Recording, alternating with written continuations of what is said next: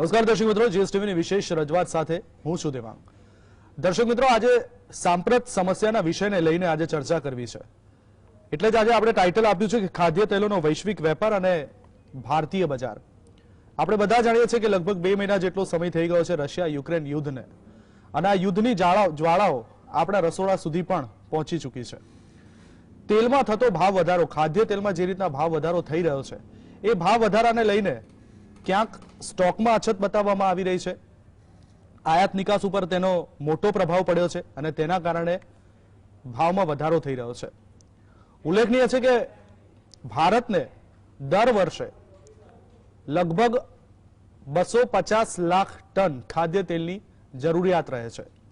એમાંથી લગભગ 110 લાખ ટન ભારત પોતે પેદા કરી શકે છે, ઉત્પાદન કરી શકે છે, અને લગભગ 56% જેટલું ખાદ્ય તેલ આપણે બહારથી આયાત કરવી પડે છે.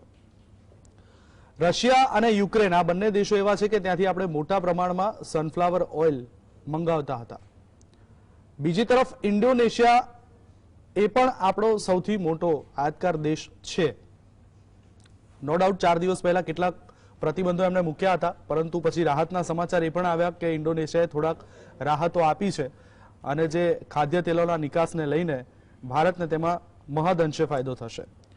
ભારત વિશ્વભરમાં તેલી બિયારણનું સૌથી મોટું ઉત્પાદક રહ્યું છે, પરંતુ સાથે સાથે જે આંકડાઓ સામે આવ્યા છે, લગભગ છેલ્લા દાયકાઓમાં ભારતમાં ખાદ્ય તેલની આયાતોમાં લગભગ 174% વધારો થયો છે. હવે તમે વિચારો દર્શક મિત્રો કે ખાદ્ય તેલના ભાવ આસમાને પહોંચી ચૂક્યા છે અને હજુ પણ આ ભાવ વધવાની આશંકાઓ છે. આપણે રોજ અખબારોમાં કે સમાચારોમાં જોઈએ છે કે ગૃહિણીઓનું બજેટ બગડ્યું. ન ફક્ત ગૃહિણીઓનું, પરંતુ એમના પતિઓનું પણ બજેટ બગડી ચૂક્યું છે. આ રસોડાની જ્વાળાઓ હજુ ક્યાં જઈને અટકશે એ આપણને ખબર નથી. પણ વૈશ્વિક લેવલે એવા કયા પરિબળો છે કે જે ખાદ્ય તેલના ભાવ વધારાને મજબૂર કરી રહ્યા છે? આજે આપણે એ વિષય ઉપર ચર્ચા કરવી છે અને એના સમાધાન શું હોઈ શકે, એના વૈકલ્પિક વસ્તુઓ શું હોઈ શકે, એ વિશે પણ આપણે આ ડિબેટમાં ચર્ચા કરીશું. ને એટલે જ આપણે આનું નામ ધ રિયલ ડિબેટ રાખ્યું છે. કારણ કે પાનના ગલ્લે અને ચાની લારી ઉપર થતી ડિબેટ ન કહેવાય, કારણ કે એ તો વાતો કરીને છૂટા પડવું. ડિબેટનો અર્થ જ એવો છે કે સાંપ્રત સમસ્યાઓની ચર્ચા કરવી અને એ સાથે જ સમાધાન આપવું, અને એ સમાધાન જે તે જવાબદાર હોય એના કાન સુધી પહોંચાડવું. આ જ મીડિયાની સાચી જવાબદારી રહી છે અને આજે જ આપણે ધ રિયલ ડિબેટમાં આ જ વિશે ચર્ચા કરીશું: ખાદ્ય તેલોનો વૈશ્વિક વેપાર અને ભારતીય બજાર.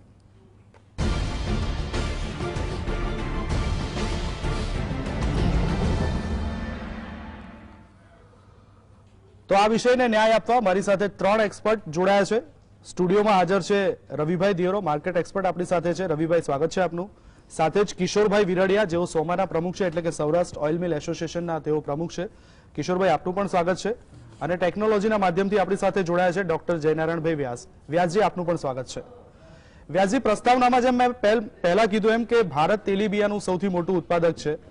આપણી જે વપરાશ છે એ 250 લાખ ટન જેટલી છે. આપણે ઉત્પાદન 110 લાખ ટન જેટલું કરી શકીએ છીએ. 56% તેલ આપણે આયાત કરવું પડે છે.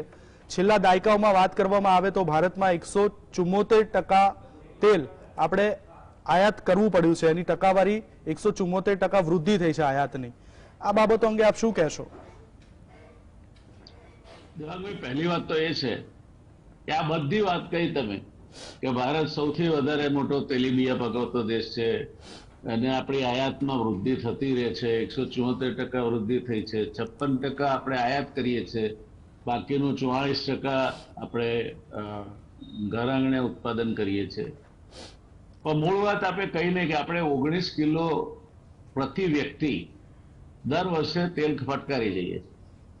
એટલે આપણે માત્ર તેલના ઉત્પાદક તરીકે જ છીએ એવું નથી. આ દેશ 19 કિલો માથાદીઠ તેલ ખાઈ જાય છે, અને જો તમે એટલું ખાતા હો તો એની સાથે તમે ઉત્પાદનને સરખાવો તો તમારે આયાત કરવી જ પડે. એટલે તમે તેલની આયાતમાંથી મુક્ત થવાના કોઈ એંધાણ દેખાતા નથી. ભારત સરકારે એક વખતે કાચા પાચા નિર્ણય સાથે તેલીબિયા મિશન કર્યું હતું. જેમ નેશનલ ડેરી ડેવલપમેન્ટ બોર્ડ દૂધ માટે અદભુત પરિણામો દેખાડ્યા. જી તેલીબિયા મિશન કર્યું ત્યારે મેં કહેલું કે આ ચાલશે નહીં. ચાલશે નહીં એટલા માટે કે તેલીબિયા એ સટ્ટો રમાતો એવો કાચો પાક છે, અને એટલે કોઈ નોકરિયાત માણસોને પછી ગમે તે કેડરમાંથી આવતા હોય એને તમે બેસાડી દો ત્યાં, તો કાં તો એ માલ બનાવી જાય અને કાં તો ઊંઘતો રહી જાય, એટલે સાચા સમયે ખરીદી ન કરી શકે. સરવાળે આખું તમારું જે પ્રાયોજન છે પ્રાયોજન તૂટી પડે. મને એ સમજાતું નથી કે આ મિશન ચલાવી શકે. અને દેશમાં મને ખબર છે, એ જમાનાની વાત કરું છું, મિડ-70s થી મથુરાદાસ મહેતા જે ગુજરાત એક્સપોર્ટના ચેરમેન હતા, એ આપણા ત્યાં દરિયાઈ કાંઠાનો પ્રદેશ છે, દેશમાં 1/3 દરિયાકાંઠો આપણો છે, તો પામ વાવવું અને પામ ઓઇલમાં આપણે બહુ મોટું ગજુ કાઢવું એવો એક પ્રોજેક્ટ શરૂ કરેલો, પછી એનું બાળમાં થઈ ગયું.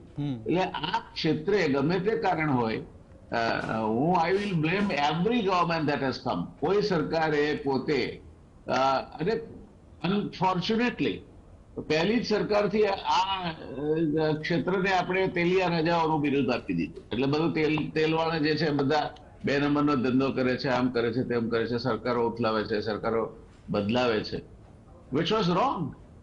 હવે તમને એવું લાગતું હોય કે આ કરે છે તો પકડો ને, તમે તો સરકાર છો, તમારી પાસે તંત્ર છે. અને એના કારણે બહુ જ નાના મિલરો વચ્ચે પેલી બેબી મિલનો કન્સેપ્ટ આવ્યો. હવે એમાં તમે જો ઇફ યુ ડોન્ટ રિયલાઇઝ કે તેલની આ જે મોટા ઓઇલ મિલરો છે, તો તમે એનો જો ઓઇલ કેક જુઓ તો સાવ સુખી ભટ્ટ હોય, એમાં કઈ તમને તેલ રહેતું ના હોય. ને આ તમે આ જે બેબી પ્લાન્ટની કેક જુઓ તો 5 થી 6% તેલ છે. એટલે આ આખા વિષયને ગમે તે કારણસર આપણે કાં તો સમજ્યા નથી, એવું માનતો નથી, પણ આવડું મોટું ખેતીવાડી ખાતું, અને એ ખાતું દુનિયાભરની વાતો કરતું હોય છે, ઇઝરાયલ સુધી અભ્યાસ કરવા જતા હોય, તો એમને આ દેશમાં તેલ કેમ સ્વાયત્ત ના બની શકે? હું નથી માનતો કે અશક્ય છે. It is possible to make this country self sufficient as far as oil is concern. દાનત નથી, અને દાનત નથી એમાં ઘણા બધા પરિબળો જવાબદાર છે. એટલે આપણે આયાત નિકાસ વચ્ચેનો ગેપ વધારે છે, અને હવે એક નવું પરિબળ મળ્યું છે, કારણ કે આપણે 176% આયાત વૃદ્ધિની વાત કરી આપીએ, પણ હવે રૂપિયો ગબડતો જશે, કારણ કે ફેડના ટેક્સ વધ્યા, એટલે અહીંયાથી જે રોકાણ હતું, તરલ રોકાણ હતું વિદેશી મુદ્રામાં, એ ધીરે ધીરે જતું રહેવાનું, નવું રોકાણ આવવાનું નહીં. એટલે રૂપિયાની તરલતા વધતી જશે. હમણાં પાઉન્ડ ડોલર વેચીને જો રૂપિયાને સ્ટેબલ નહીં રાખો, એ ક્યાં સુધી રાખશો? એટલે રૂપિયો પણ નબળો પડશે અને દવાની ડિમાન્ડ પણ હશે. કારણ કે આપણને દેશ તરીકે આ નહીં ખબર, લાલ બહાદુર શાસ્ત્રીજી હતા ત્યારે ચોખાની આવી તંગી હતી, પણ લોકોએ એમના અપીલથી એ વખતના રાજનેતાઓમાં પણ એટલું શહુર હતું અને એટલું સત્વ હતું કે અપીલ કરે તો લોકો માનતા. બિલકુલ.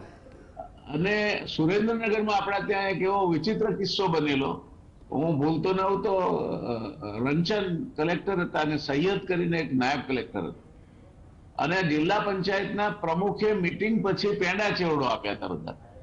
તો અમુક નંબરની વ્યક્તિઓ, આટલા સંખ્યાની વ્યક્તિઓ ચોખાની વસ્તુઓ ઉપર પ્રતિબંધના નિર્ણયનો ભંગ કર્યો છે એમ કહીને જિલ્લા પંચાયતના પ્રમુખ અને ત્યાં જે હાજર હતા એ બધા ઉપર કેસ કરવામાં આવ્યો, તો રેડ પાડી હતી કલેક્ટરે. એટલે આ બીજી અતિશયોક્તિ છે. જિલ્લા પંચાયતનો પ્રમુખ ને પેણા કેવડો ગૌરવતો હોય કોઈને, એના ઉપર રેડ પાડો અને પણ કાળા બજારી મજા કરતા હોય. એટલે આપણે મૂળભૂત રીતે ઘણા બધા પરિબળો છે કે જેની સામે આ તેલનું ઉભા રહેવાનું છે, અને આમે ચીકણો પદાર્થ છે એટલે લપસી પડાય. એટલે આપણે તેલમાં સ્વાયત્ત નહીં થઈએ, કારણ કે આપણી દાનત નથી, જે નીતિ નિર્ધારિત કરવા વાળા છે એમની દાનત નથી, કાં તો આવડત નથી. કારણ બેમાંથી એક વસ્તુ કબૂલ કરવી જોઈએ કે અમારી આવડત નથી, કાં તો દાનત નથી. બેમાંથી એક વસ્તુ સાચી છે, એટલે આપણે થવાના નથી. લોકોમાં તો હવે બિલકુલ સંવેદનશીલતા મરી પરવારી છે. એ એક જમાનામાં 16 રૂપિયામાં ડબ્બો મળતો અને એમાં કઈ ₹1.25 વધારો થયો, તેમાં ચેમ્બર ઓફ કોમર્સમાં અશોકભાઈ ભટ્ટે સનતભાઈનો જબ્બો ફાડ્યો. એ સંવેદનશીલતા. હવે રાતોરાત લંબી દાઢીની માફક સિંગતેલના ડબ્બાના ભાવ વધી જાય તો કોઈને કશું ફરક નથી પડતો, એડજસ્ટ થઈ જાય છે બધું. એટલે આ એક નવો શબ્દ આપણે શીખ્યા છીએ કે પટાવણે પટાવને એડજસ્ટ કરીને ચાલી રહે છે. એટલે આ જે એડજસ્ટ કરવા વાળી સંસ્કૃતિ છે અને કોઈ પણ પ્રકારના આપણને અન્યાય થાય અન્યાય સહી લઈ અને મારે શું એ વૃત્તિ સાથે જીવનારી જે સંસ્કૃતિ છે, જે સંસ્કૃતિને આ વોટ્સએપ યુનિવર્સિટી ગાઈડ કરે છે અને એમાંની કેટલીય વાતો એવી હોય છે કે વિચ આર ડિસ્ટોર્ટેડ. એટલે આ બધા વિવિધ પરિબળો છે. પણ તેલના ભાવ વધશે અને હું નથી માનતો, આપણી સાથે સોમાના પ્રમુખશ્રી પણ છે, એટલે એમની પાસેથી આપણને જે માર્ગદર્શન મળશે વધારે વાસ્તવિક હશે એવું આપણે માનીએ. પણ રૂપિયો નબળો પડે, આયાત વધે અને સરવાળે ભાવ વધતા જાય આંતરરાષ્ટ્રીય બજારમાં પણ, તો તેલના ભાવ અત્યારે ડબ્બો કદાચ 3000 ને પોગું કરે છે, એ કદાચ 5000 થાય તો આપણી પ્રજા તો મહાન છે. એ તો કે અમે જો હવે તો સરસ 5,000-7,500 રૂપિયાનો ડબ્બો આવ્યો, પણ ચોખ્ખું ઘીની જેવું મગફળીનું તેલ છે એમ કે. એટલે આપણી પ્રજાની સ્થિતિસ્થાપકતા એટલી બધી છે અને એમાં એક વર્ગ એવો છે કે એને ભાવ વધે કે ઘટે કઈ ફરક જ નથી પડતો. એ એક વર્ગ પાસે 90% પૈસા છે આ દેશના, 10% માણસો પાસે. એ તો દુનિયામાં પૈસાદાર નંબર 1 થઈ જાય. પોગદાડો 2-4 ભાઈઓ છે, અંદર સ્થાન બદલતા રહે છે. પોગદાડો પેલો પહેલા નંબરે આવે, પેલો પહેલા નંબરે આવે. સરવાળે આપણું બધાનું તેલ નીકળે છે, એ પણ હકીકત છે. આ આખી એમની રમતમાં આપણું બધાનું તેલ નીકળે છે. કારણ કે આપણે ક્યાં જઈશું? નથી આપણી પાસે વિદેશમાં કોઈ રિસોર્ટ, નથી આપણી પાસે ઉડીને જતા રહેવા એવા પ્લેન, નથી આપણી પાસે કોઈ ત્યાં વિદેશમાં આપણા કાકા મામાએ કંઈ આપણા માટે ત્યાં જમા મૂક્યું હોય એ. એટલે અલ્ટિમેટલી સામૂહિક જે રોકાણકારો છે જેમના ઉત્કર્ષની પાછળ, એ રોકાણકારોને અમે તમે રાજી રાખ્યા છે એમ કહીને તમે અમને હવે ચિંતા ના કરતા, અમે જે કરીએ એ કરવા દો, એવું કહેવા વાળા લોકો આપણે હવે આ દેશમાં જોતા થયા છીએ.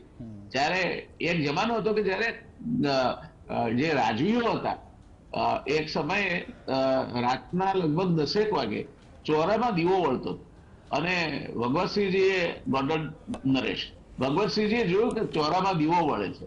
એટલે એને બીજા દિવસે એ અધિકારીને બોલાવી મંગાવ્યો કે કેમ ભાઈ રાત્રે 10 વાગ્યા સુધી? એટલે કે સાહેબ કામ બહુ રહે છે આજકાલ, એટલે મોડા સુધી ખેંચવું પડે છે. અચ્છા સારું, કાલથી હું તમારી સાથે કામ કરીશ. અને ભગવતસિંહજીએ 1 મહિનો એની સાથે કામ કર્યું અને 6:30 વાગે ઓફિસ બંધ કરી શકાય ને કામ પૂરું થઈ શકાય એ જાતે એને માર્ગદર્શન આપીને પુરવાર કર્યું. અને પછી કહ્યું કે હવે ઓફિસના સમય પછી જો ચોરામાં દીવો બળતો હશે તો તમને ઘર ભેગા કરી દઈશ. આ ચોરાનો દીવો એ કેટલી સરકારો ધ્યાન રાખે છે, તો ચોરામાં ફ્લડ લાઈટો મૂકી હોય છે. એટલે આ એક વૃત્તિ, મનોવૃત્તિ અને સરકારની સલામતી વૃત્તિ, આ બધી વૃત્તિઓ ભેગી થઈ અને આ દેશનું તેલ કાઢી રહી છે અત્યારે, એવું સ્પષ્ટ રીતે માનું છું. વ્યાસજી, બહુ સરસ વાત કરી આપે. વૈશ્વિક પરિબળો એની પણ ચર્ચા કરી અને વિચારતા કરી મૂકે એવા આંતરિક પરિબળોની પણ તમે ચર્ચા કરી. તમે વાત કરી કે મારે શું એવી સંસ્કૃતિ વાળી વોટ્સએપ યુનિવર્સિટી, એ પણ ખૂબ મોટી વાત છે, કારણ કે અત્યારે આવી વિચારધારા ધરાવતા લોકોનો બહુ મોટો વર્ગ છે. એટલે ખૂબ સરસ અને સ્પર્શી આપે અભ્યાસ કર્યો છે આ વૈશ્વિક પરિબળોની સાથે સાથે. અને આ દરેક માણસને આ વિષય અડે છે એટલે એમની ભાષામાં વાત કરવી પણ જરૂરી છે. વ્યાસજી, ખરેખર સરાહનીય છે. પણ કિશોરભાઈ, આપની પાસે આવું એ પહેલા હું રવિભાઈને પણ એક સવાલ પૂછી લઉં તો તમને એની ઉપર પછી પ્રકાશ પાડવાનું વધારે યોગ્ય લાગશે. રવિભાઈ, લગભગ ખાદ્ય તેલોનો 63% જેટલો જે હિસ્સો છે એ સોયા અને પામ તેલનો આ હિસ્સો છે, અને ત્યારબાદ સરસવનું તેલ આવે છે 12% હિસ્સો, અને એના પછી સૂર્યમુખીનું તેલ 10% હિસ્સો ધરાવે છે. આ દુનિયામાં વપરાતા ખાદ્ય તેલોના હિસ્સાની હું વાત કરું છું. હવે ભારતની પામતેલની આયાતનો સૌથી મોટો હિસ્સો જે છે એ ઇન્ડોનેશિયા ધરાવે છે, અને આપ જાણો છો કે ઇન્ડોનેશિયાએ કેટલીક છૂટછાટો સાથે પામતેલની નિકાસ ઉપર પોતાના સ્થાનિક પુરવઠાને સુરક્ષિત કરવા માટે થઈને નિકાસ નિયંત્રણો મૂક્યા છે. હવે આપ શું માનો છો કે આ જે ખાદ્ય તેલોના ભાવમાં ઉછાળો જે આવ્યો છે એ ઘર આંગણાના બજારો ઉપર શું અસર પડશે અને આ અસર કેટલી લાંબી ચાલશે? જરૂરથી અસર, આ ફેક્ટર એવું છે કે જે અસર છે એ પહેલા જ દેખાવાની ચાલુ થઈ ચૂકી હતી, કારણ કે જે ક્રૂડ પામ ઓઇલના ભાવ છે એ ભાવની ડિરેક્ટલી જે કોરિલેશન છે એ ક્રૂડના ભાવ સાથે છે. એટલે જ્યારથી વોર ટ્રિગર થયું ત્યારથી આ બધું જે પરિબળો છે એ ઊભા થવાના જ હતા. મેં આગળ જ્યારે આપણે વોર માટે સ્પેશિયલ શો કર્યો ત્યારે પણ કીધું હતું કે આનાથી હવે બાર્ટર સિસ્ટમ તરફ આપણે જઈ રહ્યા છે. મીન્સ કે હું તને આપીશ તો તું મને આપ, આની પરિસ્થિતિ છે. અને આટલું મોટું મીન્સ કે જેની પોતાની આખી ઇકોનોમી આના ઉપર જ નપતી હોય છે, જે પામ ઓઇલના એક્સપોર્ટ પર, એ પણ દેશ રાતોરાત આવી વાત કરે ત્યારે ભારત જેવા દેશ જે સૌથી મોટા આયાતકાર છે એને ડેફિનેટલી વિચારવાની જરૂર છે. આ તો એમને છૂટ આપી દીધી અને અચાનક જો 28 થી બંધ કરી દીધો હોત તો 4 થી 4.5 લાખ ટન જે આપણે દર મહિને ઇમ્પોર્ટ કરીએ છીએ એનું કોઈ આપણી પાસે રિપ્લેસમેન્ટ જ નથી. કારણ કે મલેશિયા સાથે આપણે પહેલા આમ થોડા સંબંધોમાં ખટપટ હતી અને એના હિસાબે આપણે ત્યાંથી ઇમ્પોર્ટ બંધ કરવા માટે, ઓછું કરવા માટે ઘણા ટ્રાય કર્યા. અને મલેશિયાના પણ આ ખબર હતી કે આવું કંઈ થઈ રહ્યું છે, તો મલેશિયાએ પણ રાતોરાત પોતાની ડ્યુટીઝ છે એમાં જબરો વધારો કર્યો. આ સાથે જો તમે સોયા ઓઇલની ડ્યુટી પર જો તો આપણે મીન્સ કે જે ઇન્ડિયા ઇમ્પોર્ટ કરે છે એમાં સોયા ઓઇલ અને પામ ઓઇલ, કનોલા, આ 3 મહત્વના ભાગ ભજવે છે. અને છેલ્લું સનફ્લાવર ઓઇલ, જે આપણી પાસે અત્યારે ઇફેનબર્ટ્સ ઘણા છે, રશિયા યુક્રેન બંને મોટા સપ્લાયર હતા, પરંતુ હવે આ બંને સપ્લાય બંધ થઈ છે. કેનેડામાં ડ્રોટ અને ડ્રોટ પછી અત્યારે જે પરિસ્થિતિ છે તો આવતા વર્ષનું પણ પ્રોડક્શન ઓછા થવાનું સંભાવના છે, જેને કનોલા ઓઇલ કહીએ છીએ. તો એ કનોલાની પણ આ વખતે આપણી પાસે અવેલેબિલિટી ઓછી છે. બિલકુલ. ત્રીજું પામ ઓઇલ. પામ ઓઇલ પણ આપણને અત્યારે જે રીતે ઇન્ડોનેશિયાએ પ્રતિબંધ મૂકવાની વાત કરી તો આખી રાતોરાત આપણે જાગતા થઈ ગયા. આગળ પણ ઘણા શોમાં મેં કીધું છે કે આપણે જ્યારે ત્યારે માથે પડે ત્યારે જ શીખીએ છીએ, અને શીખીએ ત્યારે આપણી પાસે કોઈ એવું સોર્સ નથી હોતો. પણ આમાં જો આ ટ્રેડ રિલેશન્સ છે, ટ્રેડ બેરિયર્સ છે, આ એક સૌથી મોટું પરિબળ છે જેના હિસાબે ગ્લોબલ ઇકોનોમીનો ગ્રોથ છે એ તમે સીમિત દાયરામાં જ રહે છે. એક કાંઈ વોર થાય છે, કોઈ સેન્કશન લગાવે છે, કોઈ ટેન્શન્સ હોય છે, તો આ ઉપરથી એક ફ્રાન્સના એક સારા ઇકોનોમિસ્ટ છે ફેડરિક બેસ્ટેટ, એને એક સારું સ્ટેટમેન્ટ આપ્યું હતું કે trade barriers constitute isolation, isolation gives rise to hatred, hatred to war અને વોર ટુ ઇન્વેઝન. પણ આ વખતે એમને ખ્યાલ એ થોડા મીન્સ કે દાયકા એકાદ સદી પહેલા હતા, પણ અત્યારે જો આનું ટોટલ રિવર્સ છે. ઇન્વેઝન rise two war, war two hatred, hatred two isolation અને isolation two trade barrier. Trade barrier હવે ઉભા થયા છે. મીન્સ કે ટ્રેડ બેરિયર થી ચાઇના અને યુએસના ટ્રેડ બેરિયર્સ થી આ બધી ખટપટની શરૂઆત થઈ. પછી ચાઇનાના જે વિન્ટર ઓલિમ્પિક હતા ત્યારે યુએસ અને એના આસપાસના જે અલાઇડ દેશો છે એમને આ વિન્ટર ઓલિમ્પિકમાં ભાગ ના લીધો, એટલે ચીનને ખોટું લાગ્યું. ત્યારે જ એમને કીધું હતું કે અમે તમને જોઈ લેશું, અને એમને જોઈ પણ લીધું. તરત જ જેવું વિન્ટર ઓલિમ્પિક પૂરું થયું એ જ દિવસથી રશિયા યુક્રેન વચ્ચે વોર ચાલુ થયું, અને ચાઇનાએ ઘણું પોતાનું પ્લેજ કરી દીધું રશિયાને, પોતાની ઇકોનોમી, પોતાની ઘણી બધી મૂડી. અને આ બધી શરૂઆત અહીંયાથી જ થઈ છે. મીન્સ કે આપણે ખાલી આને એડિબલ ઓઇલ પર્સપેક્ટિવથી જોઈએ તો એવું નથી, આ ઘણી લાંબી સ્ટોરી છે. અને આ બધી સ્ટોરીના પાર્ટ રૂપે આગળ જતા જે આપણે સફર કરી રહ્યા છીએ, જેમ જયનારાયણજીએ કીધું કે તેલ નીકળશે એ તો આપણું જ નીકળશે, કારણ કે આપણે ટેક્સ પેયર છે, આપણે રેગ્યુલર, આપણને કઈ બ્લેક મની આપણી પાસે છે નહીં અને આવડતું પણ નથી કે કેમ બ્લેક મની લેવાય, એના માટે કઈ ક્લાસીસ પણ નથી હોતા. તો આઈ થિંક કે આપણી સ્કિલ નથી એટલે આપણે ભોગવવાનું રહેશે. પણ આ મને એવું લાગી રહ્યું છે કે આ ઇકોનોમી માટે ઘણું નેગેટિવ વસ્તુ છે, કારણ કે ક્રૂડ પામ ઓઇલ હવે આપણે નોન ફોસિલ ફ્યુલ તરફ વળ્યા છે. સાથે ક્રૂડ પામ ઓઇલ એક એનર્જી સોર્સ પણ છે. ક્રૂડની સાથે સાથે અત્યારે આપણે જે એ લોકોનું એક બીજો પણ ઓબ્જેક્ટિવ છે, તમને એ જણાવી દઉં કે ઇન્ડોનેશિયા અને મલેશિયા છે એ લોકો રિસ્ટ્રિક્શન શું કામ નાખી રહ્યા છે, એમાં બે વસ્તુ છે. આઈધર રિસ્ટ્રિક્શન નાખે એટલે એ લોકો પોતે ટેક્સ વધારે લઈ શકે, તમારી પાસેથી વધુ ચાર્જ કરી શકે અને તમારી સાથે બાર્ગેનિંગમાં બેસે. સેકન્ડ, કે આ નહીં થાય તો એ પોતે આનું જે ફ્યુઅલ બનાવીને એ લોકો વેચવા તૈયાર છે, કારણ કે ક્રૂડના ભાવ $100 આસપાસ ચાલી રહ્યા છે અને કોઈને પણ આ પોસાતું નથી, તો એ લોકો પામ ઓઇલનું યુઝ આ ફ્યુઅલ બનાવવા માટે પણ કરે છે. તો આ બધા જે ફેક્ટર્સ છે, બેરિયર્સ છે, એ ડેફિનેટલી વર્લ્ડ ઇકોનોમી માટે ખરાબ છે. અને આપણે તો આટલું મોટું આપણે જે ટોટલ તમે જે વાત કરી ઘણા તમે સચોટ ડેટાની તમે જયનારાયણ જે વ્યાસજીએ વાત કરી કે આગળ આજે તમે ઇમ્પોર્ટ કરી રહ્યા છો, આપણું દર વર્ષનું ઇમ્પોર્ટ 1,40,000 કરોડનું ઇમ્પોર્ટ આપણે ખાલી આ તેલમાં જે 19 કિલોની જરૂરિયાત પૂરી કરવા આપણે દર વર્ષે 1,40,000 કરોડનું આપણું મૂડી બહાર જાય છે. અને ડેફિનેટલી આ મૂડી છે એ આપણા ઉપર ભારણ નાખે. તમે જો ગવર્મેન્ટના ટેક્સ જો તો જ્યારે ભાવ વધ્યા સોયા ઓઇલ સીપીઓના આંતરરાષ્ટ્રીય માર્કેટમાં, પછી આપણે ગવર્મેન્ટે ડ્યુટી કટ કરી. અધરવાઇઝ આપણી ડ્યુટી 50% હતી. તમે જો સીપીઓની ડ્યુટી જો ને તો 50% આસપાસની ડ્યુટી ગવર્મેન્ટ ચાર્જ કરતું હતું અને ઘણા વખત સુધી આ ચાર્જ કર્યું છે.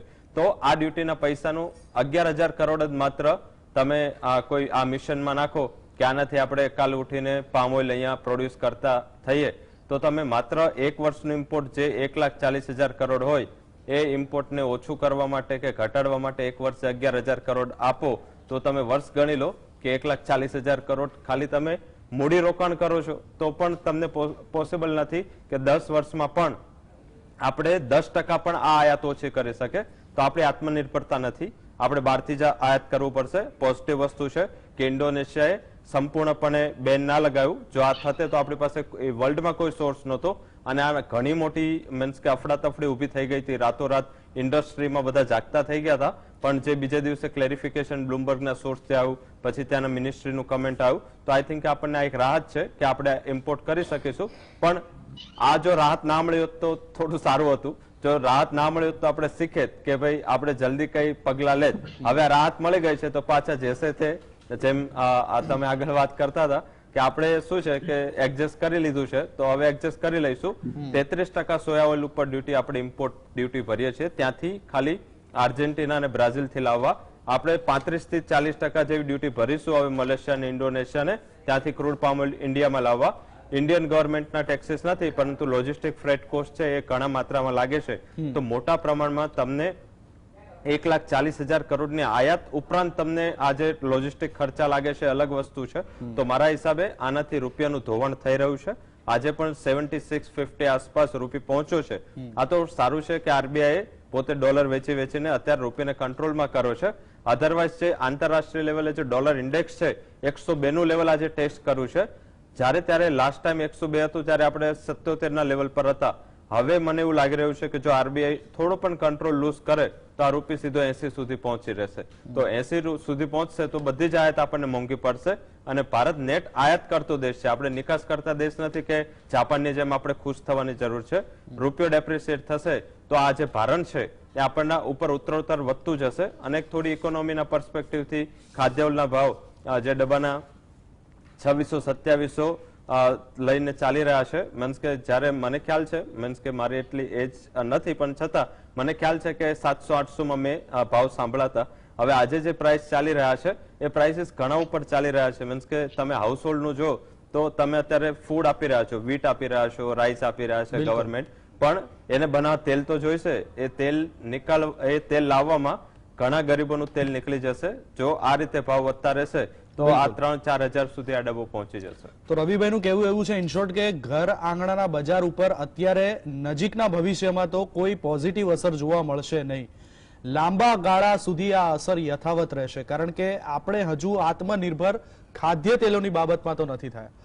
સોમાના પ્રમુખ કિશોરભાઈ પણ આપણી સાથે છે. બ્રેકનો સમય થઈ ગયો છે એટલે બ્રેક બાદ જ હવે કિશોરભાઈને પૂછીશું વિસ્તૃત કે ભાઈ આજે તેલોના ભાવ વધી રહ્યા છે અને કંટ્રોલ કેવી રીતે કરવા, અથવા તો એની આયાત નિકાસની જે વસ્તુઓ છે એની પાછળના કયા પરિબળો જવાબદાર છે, ભાવ ક્યારે ઘટશે, આ તમામ બાબતો ઉપર ચર્ચા કરીએ એક બ્રેક બાદ.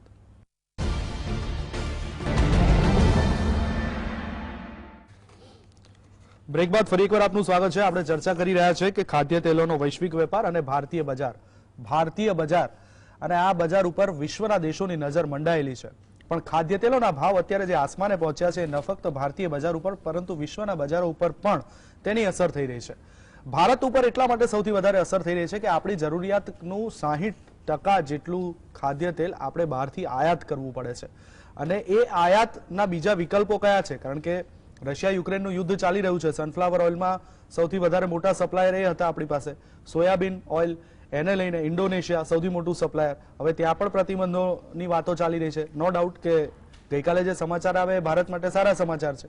ચર્ચાને આપણે આગળ વધારીએ અને કિશોરભાઈ પાસે સીધો જઉં છું. કિશોરભાઈ, જેમ બ્રેક પહેલા પણ ઘણી બધી વાતો અને વિસ્તૃત ચર્ચાઓ થઈ, જોતા જે ભારતના આયાતી તેલો છે એમાં સોયાબીનનો હિસ્સો 23.1% છે અને સૂર્યમુખીનો હિસ્સો 15.4% છે.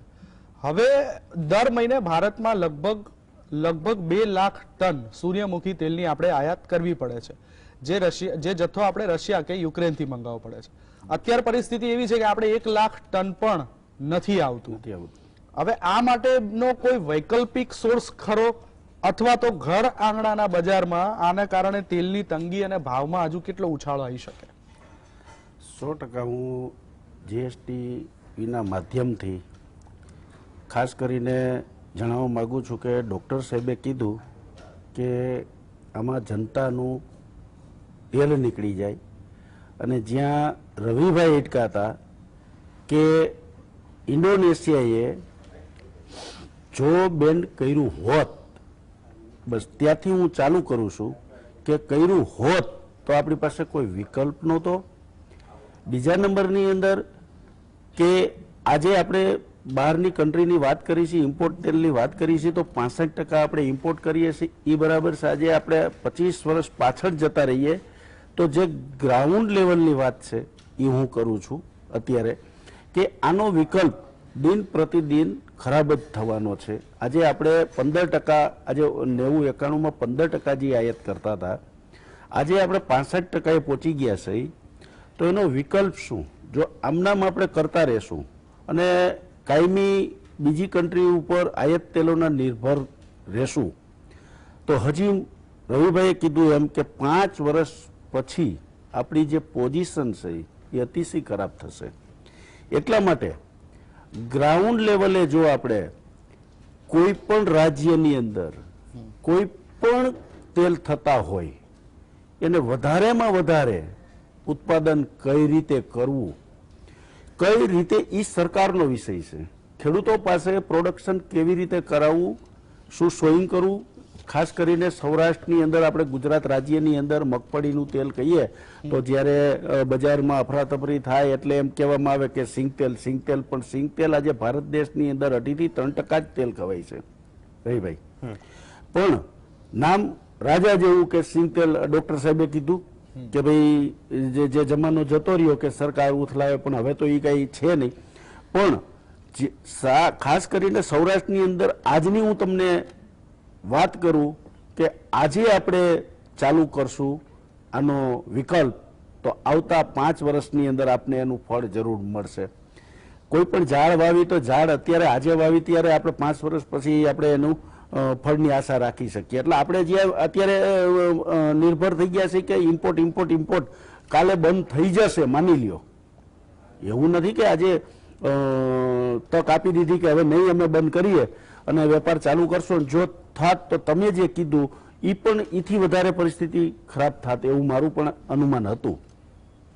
તો આજથી જ આપણે શ્રી ગણેશ કરીએ અને ભારત દેશની અંદર કોઈ પણ મગફળી તેલ હોય, રાયડા તેલ હોય, સરસવ તેલ હોય, એનું હરેક રાજ્યની અંદર વધારેમાં વધારે પ્રોડક્શન ખેડૂતોને વવરાવી સબસિડી રૂપે બિયારણ આપી અને એનો જો વિકલ્પ આજથી આપણે શોધવા માંડીએ તો જ આ 5 વર્ષની અંદર પાછું આપણે 65% થી 60% કઈ રીતે લાવી શકીએ, 60 થી 50% કઈ રીતે લાવી શકીએ. ઇમ્પોર્ટ ઘટાડવાની જગ્યાએ આજે કોઈ પણ બેંકની અંદર આપણે લોન લેતા હોય છે, હાઉસિંગ લોન લેતા હોય, કાર લોન લેતા હોય છે, તો આપણે હપ્તા કેમ એની એમાઉન્ટ ઘટતી જાય, પ્રિન્સિપલ એમાઉન્ટ, એમાં આપણે રસ હોય. એવી જ રીતે આપણે ઇમ્પોર્ટમાં કેવી રીતે ઇમ્પોર્ટ ઘટાડવું અને આપણા સ્વદેશી તેલો કેવી રીતે વધારેમાં વધારે વાવવા અને એ વાવવાથી ગ્રાઉન્ડ લેવલ સુધી આપણે જવું પડશે. જો આનો વિકલ્પ કરવો હોય, ડોક્ટર સાહેબે કીધું કે આમ ભારત દેશની જનતાનું તેલ ન કાઢવું હોય તો આ 100% આપણે ગ્રાઉન્ડ લેવલે જવું પડશે. ખેડૂતોને કહેવું પડશે કે તમે કોઈ પણ જે રાજ્યમાં બિયારણ થતા હોય, જેવું પ્રોડક્શન થતું હોય એનામાં વધારેમાં વધારે વાવો. પણ આજની તારીખમાં ખેડૂતોને મગફળી આજે 3000ના બિયારણ લઈ અને વાવી શકે એવી પરિસ્થિતિ નથી. એનું હું તમને એક એક્ઝામ્પલ આપું કે આપણી જ્યારે 9 ઓક્ટોબરમાં જ્યારે ખરીદી, ઓક્ટોબર-નવેમ્બરમાં મગફળીની ખરીદી નાફેડ દ્વારા કરવામાં આવી ત્યારે 1110 રૂપિયાની 20 કિલો મગફળી ખરીદવામાં આવી, એટલે 5550 રૂપિયામાં ક્વિન્ટલ.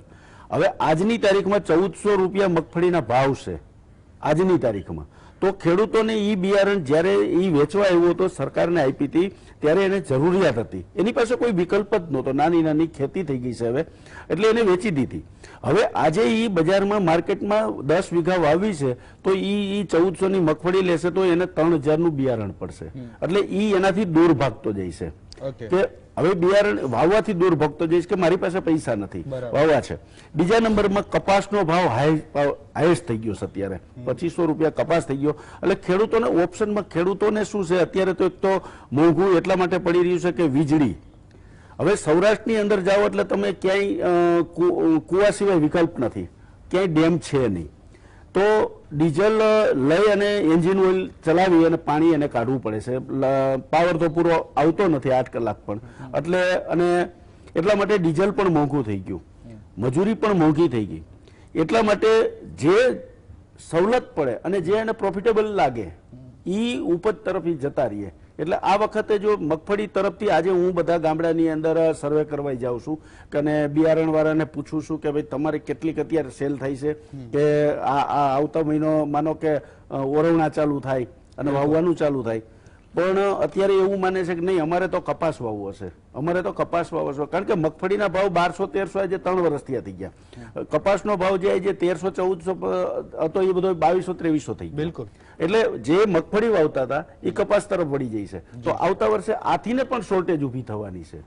એટલે આ વખતે જો આપણી પાસે મગફળી નાફેડ દ્વારા ખરીદી કરેલી પડી છે, એ બિયારણ માટે જે ખેડૂતો ત્યાં આપી ગયા છે એને એક ખાંડી મગફળી આપે ને એમાં બિયારણ રૂપે સબસિડી રૂપે કોઈ પણ સંજોગોમાં આપણે બિયારણ વધારીએ, એને સબસિડી રૂપે સરકાર આપે એવી હું સરકારને પણ વિનંતી કરું છું કે તમે વધારેમાં વધારે આ વર્ષે કે મગફળી ખેડૂતો વાવશે તો જ આપણે આવતા વર્ષે સિંગતેલ આ ભાવમાં હજી આપણે આશા રહે, નહીતર ગયા વખતે સારા ભાવ હતા છતાં 1 લાખ હેક્ટર વાવેતર ઘટ્યા હતા.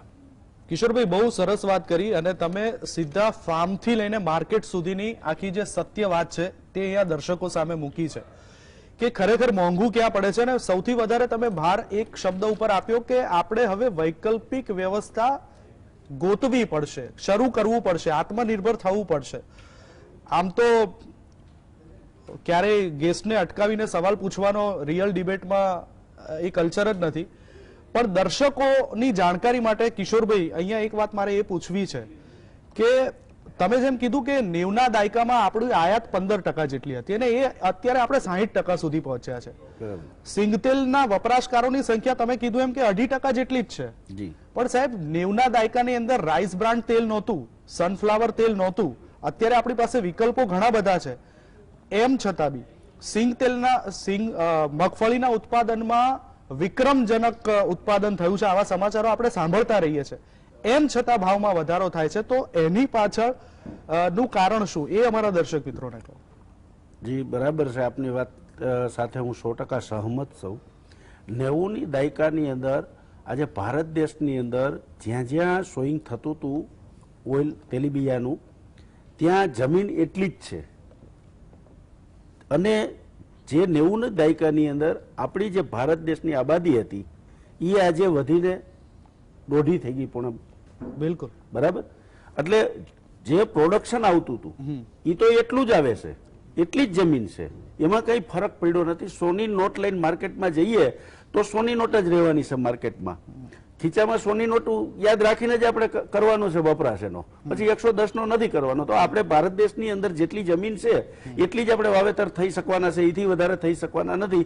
એક જનસી ઓછી હોય ને એક જનસી વધારે વવાય છે, પણ જ્યારે આબાદી વધી તો આપણે કઈ રીતે આજે એક સિઝન થાય મગફળીની, એક સિઝન થાય કપાસની, તો આપણે 3 સિઝન કઈ રીતે લઈ શકીએ, તો એ આપણે હજી આજની તારીખમાં, કારણ કે ખેડૂતો તત્પર છે, ખેડૂતોને તો કામ જ કરવું છે, ખેડૂતો 3 સિઝન લઈ પણ જાણે છે, એ મહેનતું છે, પણ એને જોઈએ શું કે પાણી, ખાતર. આજે ખાતરના ભાવ જુઓ, પાણી એને પાવું હોય તો મળે નહીં, અને પાણી આપણે 3 કલાક ન ચાલતા હોય આપણે પીવું પડતું હોય છે, તો મોલ જયારે આમ પાકમાંથી આવે ને 2 દિવસ કે 3 દિવસ લાઇટ ન હોય ને પાકને પાણી ન મળે એટલે પાક જ ફેલ થઈ જાય આખો. એટલે આવી વસ્તુ બને છે. એટલે આપણે 90ના દાયકાની અને આજના દાયકાની જો વાત કરીએ તો જ્યારે જનતા આજે આબાદી ડબલ થઈ જતી હોય અને આપણું પ્રોડક્શન એટલું નિર્ભર એટલા ઉપર જ રહેવું પડતું હોય એટલે આપણે ઇમ્પોર્ટ વધારે કરવું પડે છે. પણ અત્યારે આપણે બધા રાજ્યોની અંદર સિંચાઈ યોજના છે, બીજી યોજના છે. આજે ખેડૂતોને માનો કે રાતના લાઇટ આપે, હવે રાતના લાઇટ આપે એટલે એકી સાથે બધી મોટરો ચાલુ થાય, એકી સાથે મોટરો ચાલુ થાય એટલે ટ્રીપ થઈ જાય, ટ્રીપ થઈ જાય એટલે 2 કલાક લગી ચાલુ ના થાય. આ પણ એક ગ્રાઉન્ડ લેવલના પ્રશ્નો છે. બિલકુલ બિલકુલ. જો ઈ આપણે નહીં જોઈએ ને, એને આપણે પૂરેપૂરું ધ્યાન નહીં આપીએ ને તો ઈ પ્રોડક્શનમાં આપને જ ખાદ પડવાની છે. જે કારણ તેલ પ્રોડક્શન ખેડૂત કરશે ત્યારે જ ઓઇલ મિલમાં આવવાના છે. ઈ માલ ઓઇલ મિલમાં પીલાશે ત્યારે દુકાનની અંદર જવાનો છે, દુકાનની અંદર જશે ત્યારે જ ખાનાર વર્ગ પાસે જવાનો છે. એટલે ડોક્ટર સાહેબે આપણે જે મુદ્દાસર વાત કરી ને એની અંદર એટલા માટે હું સહમત 100% છું કે આમાં જનતાનું તેલ કઈ રીતે નીકળે છે, કે જનતાનું તેલ આ રીતે જ નીકળે છે. ને જો એ તેલ કદાચ નીકળી ગયું હોત, જે રવિભાઈએ વાત કરી કે આ જો બેન્ડ કોકની ઉપર નિર્ભર છે તો એ સન, અને હું તો હજી કહું છું કે આવતા સમયમાં ઈ લોકોને એક વખત આપણે એને એવું લાગી ગયું કે એની પાસે વિકલ્પ તો ઘણાય છે, ડીઝલ બનાવવામાં ક્રૂડ ઓઇલ વપરાય છે, એની પાસે તો વિકલ્પ છે, આપણી પાસે નથી. તો એને ખબર પડી ગઈ કે નહીં, અમે તો ગમે તે કરશું, ભારતને તો લેવું જ પડશે. ત્યારે આપણે શું કરીશું? અચ્છા, આજની તારીખની હું વાત કરું તો બધા તેલ આજે સનફ્લાવર તેલ 3100-3200 રૂપિયા ડબ્બાનો ભાવ હોય, ઇમ્પોર્ટ તેલના ભાવ તમે જુઓ સોયાબીનના 2800 રૂપિયા હોય, પામ તેલના 2750 હોય આજે રિટેલ પ્રાઇસ, અને કોટન તેલના 2750, સિંગ તેલ 2700 રૂપિયા મળે છે આજની તારીખમાં. તો હું તો એ પણ ધન્યવાદને પાત્ર ગણું છું કે આપણા ભારત દેશના ખેડૂતોને, કે ખાસ કરીને ગુજરાતના ખેડૂતોને, વેપારીને, કે ગમે ત્યારે એ સ્ટોકિસ્ટોમાં નથી જતા અને હાજરી ભાવમાં વેચા કરે છે. અને અત્યારે માલના એન્ડ આવી ગયો છે, અત્યારે માલ નથી ખેડૂતો પાસે, નથી મિલર્સો પાસે. અત્યારે છતાં પણ માર્કેટમાં જો આજે લાભ લેવો હોત તો આપણા ખેડૂતોને, આપણા વેપારીઓ એવું કહી શકે કે ભાઈ ઇમ્પોર્ટ તેલ આજે 3000 નો ડબ્બો છે તો અમે 3200 સિવાય નહીં વેચીએ, આ કહી શકે નહીં. પણ આ એને લાભ નથી ઉઠાવ્યા કોઈએ પણ ખેડૂતોએ, કે ભારત દેશની અંદર કે ખાસ કરીને ગુજરાતની અંદર કોઈએ આવો લાભ નથી ઉઠાવ્યો. ખાસ કરીને કોરોનાની મહામારી જ્યારે હતી ત્યારે વચ્ચે ખાદ પડી તો સિંગ તેલ આજે દુકાને દુકાને ઘરે ઘરે પહોંચતું કરતા હતા બધા. એટલે આપણી પાસે વિકલ્પ ઘણા છે. ના કિશોરભાઈ, વિકલ્પ ઘણા છે અને તમે જે વાત ઉપર ભાર આપ્યો કે વિકલ્પો હજુ પણ શોધવા પડશે, તો વ્યાસજી હું આપને એ જ પૂછું છું કે કિશોરભાઈ એમની વાતમાં એ જ વસ્તુ આપણને જણાવી કે સૌથી પહેલો મુદ્દો કે ભાઈ ખેડૂતોને તકલીફ પડી રહી છે એટલે આની અસર સીધી ઉત્પાદન ઉપર થવાની. ખેડૂતો વીજળી, પાણી, ખાતર, બિયારણ આને લઈને પરેશાન છે. બીજી તરફ જ્યાં સુધી ખાદ્ય તેલોની વાત છે વ્યાસજી, તો ભારતના તમામ આયાતી ખાદ્ય તેલમાં તેલનું ઉત્પાદન વધારવા માટે ભારત ઓઇલ મિલની રચના કરી હતી, પણ એનું કશું પરિણામ આવ્યું નથી. કારણ કે જેમ કિશોરભાઈએ પહેલા કીધું કે 90ના દશકમાં શું પરિસ્થિતિ હતી અને હવે અત્યારે શું પરિસ્થિતિ છે, તો નો ડાઉટ કે વસ્તી વધે છે, વપરાશ વધવાનો છે, એને લઈને સરકારે પણ આયોજન કર્યું, પણ એમાં કશું વળ્યું નથી. અને આપણે જે ખાદ્ય તેલના ઉત્પાદનની વાત કરીએ તો લગભગ 100 લાખ ટનની આજુબાજુ અત્યારે આપણે ઉત્પાદન કરી શકીએ છીએ. માથા દીઠ વપરાશમાં પણ તમે કીધું એમ વધારો થયો છે, 19 કિલો જેટલું તેલ માથા દીઠ થઈ ગયું છે. હવે આ ભડકે બળતા ભાવ રોકવા માટેનો કોઈ ઉપાય ખરો? જો પહેલી વાત તો કિશોરભાઈનો આભાર માનો કે એમણે ઘણા બધા મુદ્દે મારી સાથે સહમતિ બતાવી. એનાથી મારા પોતાના કોન્ફિડન્સમાં પણ વધારો થયો છે. અને બહુ ગંભીર ચર્ચાઓ ચાલે છે ને, આવી ગંભીર ચર્ચાઓ ટીવીના માધ્યમ પર ચાલતી હોય, લોકોને ચિંતા કરાવે, રાત્રે ઊંઘ ના આવે, તો એના માટે પહેલો ગુનેગાર તો તમે છો દેવાભાઈ. પણ મને એક વાર્તા યાદ આવી એના પરથી થોડા સમય પહેલા. વાત એક રાજ્યમાં એક મોચી હતો, એ 5 રૂપિયે જોડાવે છે. પછી બિચારાને આ મોંઘવારી આવી એટલે એને લાગ્યું કે ભારે ભાવ વધારવા પડશે, એટલે એને 10 કર્યા. એટલે આખા રાજ્યના મહાજન ને પ્રજા બધા રાજાભાઈ ફરિયાદ કરવા ગયા કે આ તો બેફામ 100% ભાવ વધારી નાખ્યા, કઈ રીતે અમારે ચાલુ? કે સારું, હું જોઈ લઉં છું. પેલા મોચે બોલાવ્યો રાજાએ, કે ભાઈ શું આ શોધ્યું? કે આ પોસાતું નથી સાહેબ, એટલે કર્યું છે. સારું, કેટલા ભાવ કર્યા વધારીને? તો કે 10 હતા અને પછી 15 કર્યા, 10 ના 15 કર્યા. સારું, એક કામ કર, હું તને કાલે જે સભા ભરાશે એમાં બોલાવીશ. તારે કહેવાનું કે હવે તો આ ભાવે મને નથી પોસાતા, 50 રૂપિયા કરી આપો, અને પછી જોઈએ આપણે શું થાય છે. મને મારી નાખે લોકો 50 રૂપિયા, અત્યારે 15 રૂપિયા નથી આપવા તૈયાર, 50 ક્યાંથી આપે? રાજાએ બોલાવ્યા, બધા મહાજન આવ્યું ને નગરજનો આવ્યા, અને પેલા બોલાવીને પૂછ્યું કે ભાઈ શું છે તારું, આ નથિંગ શું છે બધું? એટલે કે આ નથી પોસાતું, આ ના જ પોસાય, કે તમે ના જ પોસાય. તો કે મેં ફરીથી કોસ્ટિંગ કાઢ્યું છે, હવે 50 રૂપિયાથી નીચે નહીં વેચાય. રાજા કે એવું ચાલે, તને લટકાવી દેશ ફરસીએ, જ્યાં 25 રૂપિયાની લિમિટ બાંધી આપી, તો રજા 25 રૂપિયાથી વધારે નહીં. પેલો 15 રૂપિયા વેચતો હતો, 25 રૂપિયા વેચતો. રાજ્યનો રૂલ શું હોઈ શકે એનો એક હળવાશભર્યો દાખલો છે. પણ હકીકત છે, આપણે જે કહ્યું તેમ ઓઇલ મિશન હતું ભારતનું, ડોક્ટર કુરિયને એક નવી ડેફિનેશન કાઢી, ડિસ્કો તેલ, મિક્સ તેલ એની કાઢી હતી. કઈ વાંધો નહીં, બધાના બાળ બરણ થઈ ગયા એટલે એની ચર્ચા કરવાની જરૂર નથી. પણ એક વાત તો આપણે ખ્યાલમાં રાખવી જ પડશે કે તમારે નીતિ આયોગ આ એકલું કામ કરે ને આટલું દેશ માટે, તો ભયો નીતિ આયોગને 5 વર્ષ આપવાના, એને જે બજેટ જોઈતું એ આપવાનું, અને કહેવાનું કે તેલીબિયામાં ભારત આત્મનિર્ભર થાય. એ તમે મોટા મોટા સાહેબો છો, ઇકોનોમિસ્ટ છો ને આ છો ને તે છો ને એગ્રો સાયન્ટિસ્ટ પણ છો, તો આ દેશને આત્મનિર્ભર કરી આપો 5 વર્ષ, અમે બીજું કોઈ કામ તમારી પાસે નથી કરાવો.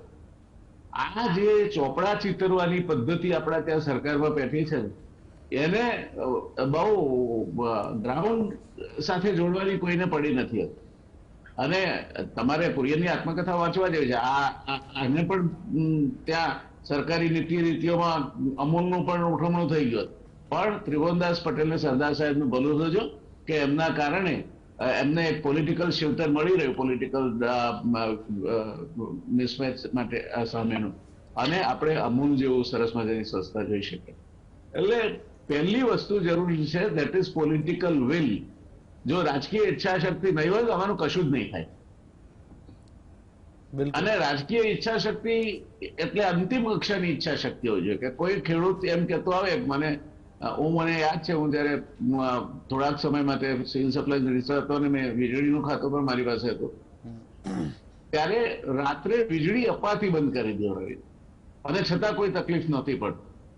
એટલે તમારે એવું ટુ પ્લાન, તમે અધિકારીઓનો ઉપયોગ કરો, એમના પર ક્યાંક દાબ રાખો, ક્યાંક એમની પીઠ થબડાવો અને ચાલવા દો. પણ એક મુદ્દો મારે કહેવો છે કિશોરભાઈ, કે આ જે દેશનો બીજો પ્રશ્ન છે ખેડૂત માટેનો, એ છે કે એની 50% જમીનો તો જેમ ભાઈએ ભાગ પડતા જાય એમ ટુકડાકરણમાં જતી જાય છે. એમાં 5 વીઘા હોય તો 1.5 વીઘો અહીં હોય ને બીજો 1 વીઘો ત્યાં હોય ને બીજું બાકી બીજી જગ્યાએ હોય. એટલે ખેડૂતને બિન જેને પોષણક્ષમ કહેવાય એવા લોટમાં આ જમીન છે એની. એટલે તમારે જો ખેડૂતને અત્યારે 50% જમીન, ખેતી લાયક 50% જમીન એ નેળિયા, શેઢા, ગાડાવાડ એના હેઠળ છે, તો તમે આ બધી બીજી મથાકોટ છોડી અને આ જમીનનો જે ફ્રેગમેન્ટેશન ઓફ લેન્ડ, જમીનના ટુકડાકરણનો, એગ્રીકલ્ચર એનો કાયદો સુધારો, તો બમણા કરતા વધારે ઉત્પાદન કરવાનું એમાં કોઈ વાંધો જ નથી. પણ આપણે નાના ટુકડામાં વહેંચાયેલી જમીન ખેડૂતને આપી છે, ખેડૂતને પોષણક્ષમ નથી, એટલે ખેડૂત એનો તરશરી ઉપયોગ કરે છે. પહેલો પોતાનું કઈ ધંધો હોય તો તે, ત્યાર પછી શહેરમાં કઈ નાનું મોટું કરવું અથવા નોકરી, અને છેવટે જો કોઈ હાથી ભાગ્યાને આપી દેવાતો હોય તો હાથી ભાગ્યો એને ચલાવે. એટલે આ બધી બાબતો ખેડૂતના પર ભારણ પડે છે. એ બાબુઓને તો એ નથી જમીનની કિંમત ગણતા, નથી જમીન ટુકડા થઈ જવાને કારણે જે ઓછું મળે છે તે. અને છેલ્લે આજે નર્મદાના પાણી જ્યાં જ્યાં ગયા છે ત્યાં મેં એક ક્યુરિયોસિટી સાથે અભ્યાસ કર્યો હતો. આજે આરી, સાંતલપુર, રતનપુરનો જે બેલ્ટ છે ત્યાં રાયડો પાકે છે, ચણા પાકે છે, ઠારવા. તો રાયડો પહેલા ત્યાં વીઘે 27 થી 30 મણ ઉતરતો. અત્યારે નહેરોના પાણી બેફામ પીવરાવાના કારણે 14-15 મણ રાયડો ઉતરે તો ખેડૂતે રાજી થવાનું. એટલે આપણે બિનવૈજ્ઞાનિક પદ્ધતિઓ પણ એવી અપનાવીએ છીએ અને એને પોષીએ છીએ. ખેડૂતને આપણે એ નથી સમજાવતા કે આ તારી ખેતી બગડે છે, જે પાણી નહીં મળે તો નહીં બગડે, આવતા સાલ વધારે સારો પાક આપશે, પણ એક વાર જમીનમાં ક્ષાર પેસી ગયો અથવા ખેડૂતોને જમીન ઠંડી પડી ગઈ કે છે, એ ઠંડી પડી ગઈ તો એ કાયમી નુકસાન થાય છે જમીનને, પછી જમીનને સમી નથી કરાતી. એટલે ઘણા બધા પ્રશ્નો છે અને હજુ આપણે હજુ નહીં ચેતીએ તો હજુ ઘઉંમાં આ વખતે આપણે નિકાસ કરી છે, એક સમય એવો આવશે કે આપણી સ્થિતિ એ PL 480 ના ઘઉં આયાત કરતા હતા જયારે, અને માયલો જુવાર ખાવીએ ના ગમે એવી બકાવાળી જુવાર આપણે ઓસ્ટ્રેલિયાથી લાવતા હતા, એ સ્થિતિ તરફ આપણે પાછા વળીશું.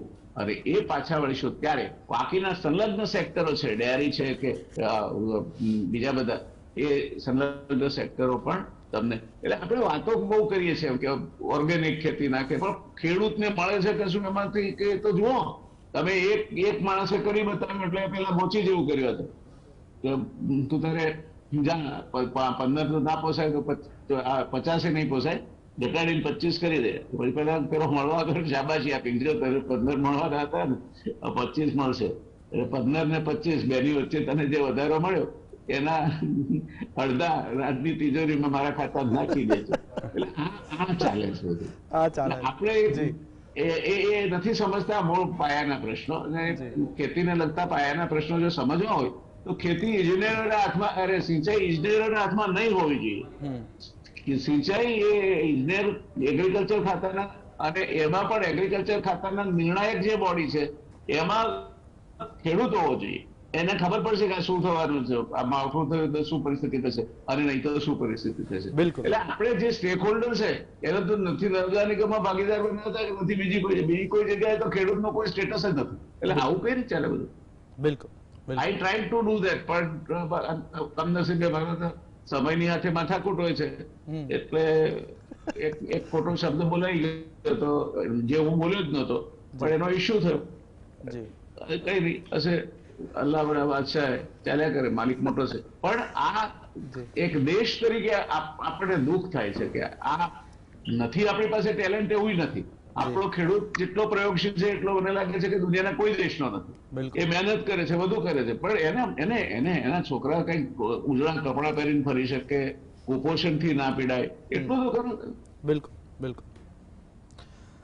રવિભાઈ, સમયનો અભાવ છે એટલે તમને ને કિશોરભાઈને બંનેને એક સવાલ કરવા છે, તો બંનેને 2.5 મિનિટનો સમય આપું છું. સવાલ મારો એ છે કે એક તો ઇન્ડોનેશિયાની આ જે પરિસ્થિતિ છે, બીજી તરફ રશિયા યુક્રેનનું યુદ્ધ ચાલી રહ્યું છે, એ જોતા ખાદ્ય તેલોના ભાવમાં જે ભડકે બળી રહ્યા છે, આ પરિસ્થિતિ લાંબી ચાલશે અને એની બજાર ઉપર શું અસર થશે? જરૂરથી લાંબા સમયથી ચાલી પણ રહી છે અને હવે લાંબી ચાલશે પણ, કારણ કે અહીંયા એવો નિયમ હોય છે કે એકવાર ભાવ વધે પછી, જેમ વ્યાસ સાહેબે કીધું કે એકવાર વધે પછી રૂપિયો વધે 25 પૈસા ઘટે, જેમ પેટ્રોલ ડીઝલમાં શાયદ વ્યાસ સાહેબને પહેલા જ પેટ્રોલ મિનિસ્ટરે કોઈ સાંભળ્યા હશે તો 1 રૂપિયો વધારતા હતા પેટ્રોલમાં, 15 દિવસે ભાવ વધતા હતા, એટલે 1 રૂપિયો વધારે પછી જો હલ્લાબોલ થાય તો 25 પૈસા ઘટાડે. બસ આ જે મોચી વાળી વાત હતી એ છે. તો મને નથી લાગી રહ્યું, હા 25 પૈસા માટે કદાચ આશા રાખી શકો, પણ એના પહેલા રૂપિયો વધારવાની તૈયારી રાખવી જોઈએ.